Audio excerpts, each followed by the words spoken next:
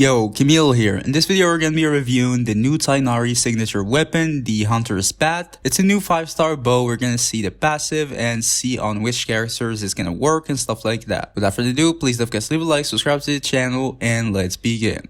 Alright, so starting off with the stats, it's gonna have kind of a low base attack for a 5-star weapon. At level 90, it's gonna have 542 base attack, which is on the lower side. It's still okay, it's not bad for a weapon in general, but for a 5-star weapon, it's low. But it's gonna make up for it with a huge substat, which is crit rate. At level 90, it's gonna give you 44.1 crit rate, which is very huge, by the way. Like, you can get almost all of your crit rate from this weapon alone. 44%, you get that extra 5% from your character, a couple of substats, and you're good. You don't need any other passives, you don't even need that many substats, you know, 1 to 2 rolls and you're good. So yeah, it's a very good substat and it's gonna make the building of your characters very easy. Now moving on to the passive. First of all, it's gonna give you a flat 12% elemental damage bonus. That's just standard. When you equip this weapon, you're gonna gain a 12% elemental damage bonus to all of the elements. So that's already good, you know, it's a universal buff. Almost any character can benefit from this. Now for the rest of the passive, you're gonna obtain the tireless hunt effects after hitting opponents with a charge attack. What this effect is gonna give you is that it's gonna increase the charge attack damage by 160% of your elemental mastery. Also, this effect will be removed after 12 charge attacks or 10 seconds. So if you don't use it for 10 seconds, it's gonna be gone. And if you get the buff for 12 charge attacks, then it's also gonna be gone. Which is not really a problem in my opinion. No, 12 charge attacks is a lot. Also, only one instance of tireless hunt can be gained every 12 seconds. So it's gonna have technically a 2 seconds cooldown, or you can consume it in 12 charge attacks. So basically, in short, what this effect is gonna give you guys is 12% elemental damage bonus, and it's gonna boost the charge attacks of your character. Now the first half of the effect is pretty good, you know, the flat 12% elemental damage bonus, but the second half is kinda meh. Or not really meh, but it's very specific to a lot of characters. There's not that many bow users who rely on charge attacks as their like main source of damage. So it's not gonna be that universal.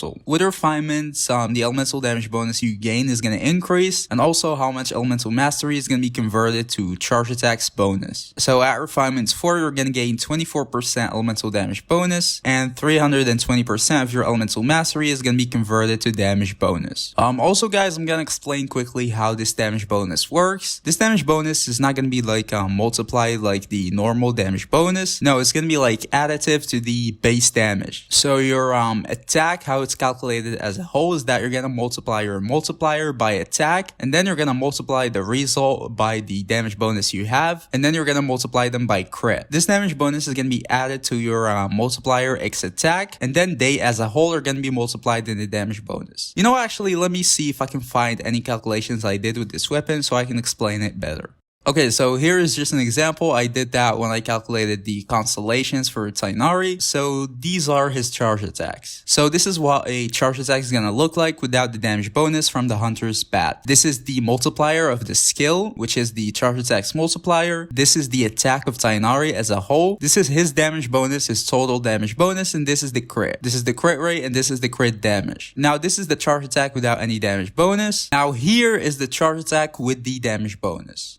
In here, we're gonna say that Tighnari is gonna have 50 elemental mastery, only 50. So 160 out of 50 is gonna be 80. We're gonna add 80 to the attack multiplied by the multiplier. Then all of them as a whole, we're gonna multiply them to the damage bonus, then crit. So it just adds into like the base damage. So yeah, I hope everyone understood how it's gonna work. Now let's move on quickly to characters who can use this weapon. So first of all, I just gotta say guys, this weapon is probably not gonna be bad on a lot of characters. You know, it's gonna have a decent base attack because it's a 5-star weapon. Probably better than most like 4-star weapons. It's gonna have a huge crit rate substat, which is usable on a lot of characters, and it's also gonna give you some elemental damage bonus. So even if a character cannot use the full passive, this weapon can still be a very good stat stick. But ideally, for a character to like fully properly use this weapon, is gonna have to be using his charge attacks as a main source of damage, and he's also gonna have to have some elemental mastery. And you're also gonna have to build some elemental mastery on him, because how much attack you're gonna gain is based around your elemental mastery. For that, right now, I would say straight up, there are only like 2 characters who can take advantage out of that fully, which are Ganyu and Tighnari. Obviously, you're going to build elemental mastery on Tighnari, and he's going to be dealing damage with his charge attacks, so it's going to be very good on him. Well, I mean, yeah, it's his signature weapon. The second character is going to be Ganyu. It's the same thing. She's going to be using her charge attacks a lot, and usually, depending on the team, you'd want to have some elemental mastery on Ganyu too. So yeah, Ganyu can definitely use this weapon fully. I've seen a lot of people saying it's going to be better than the Amos. Honestly, I'm not sure. I haven't done any calculations, but it's going to be at least as good as Amos. It might be better, it might be a little worse, but it's definitely going to be one of Ganyu's best weapons. For the rest of the characters, it's going to work too. Like Amber, she can take advantage out of the damage bonus and the crit. Same thing with Venti, same thing with Fischl, same thing with Child. Diona, maybe not. Same thing with Yoimiya. She's going to benefit from the crit and the damage bonus. Goru, maybe not. Sara, she can benefit from like the kinda high base attack. It's definitely not her best weapon, but she can still use it. Yellen can take advantage too. Aloy and maybe even Kale can take advantage out of this weapon too. So on most of the characters, it's not going to be bad, but it's not going to be the best either.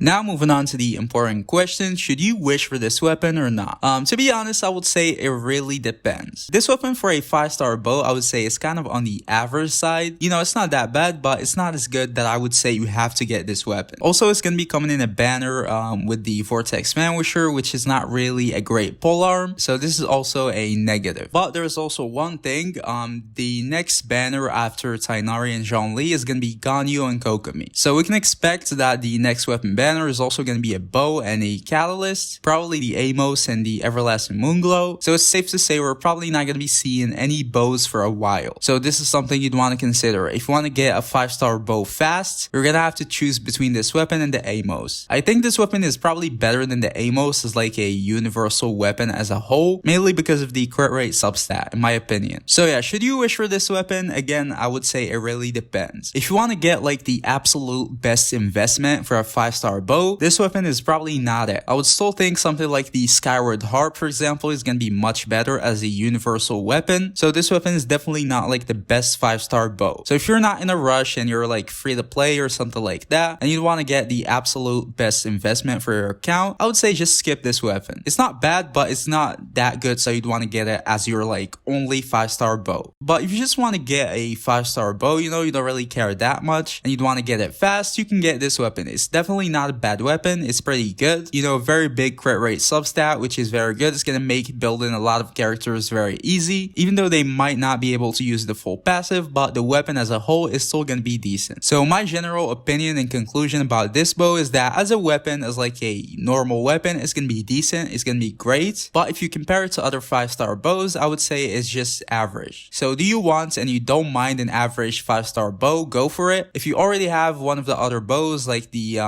Thunder and Pulse or the Polar Star, for example, then you don't need it. If you don't have them and you'd want the absolute best weapon you can get possible, then you should probably skip it and wait for the Skyward Harp or something like that. So yeah, that was my opinion on the weapon. Please don't forget to leave a like, subscribe to the channel, and see y'all in the next video. Peace.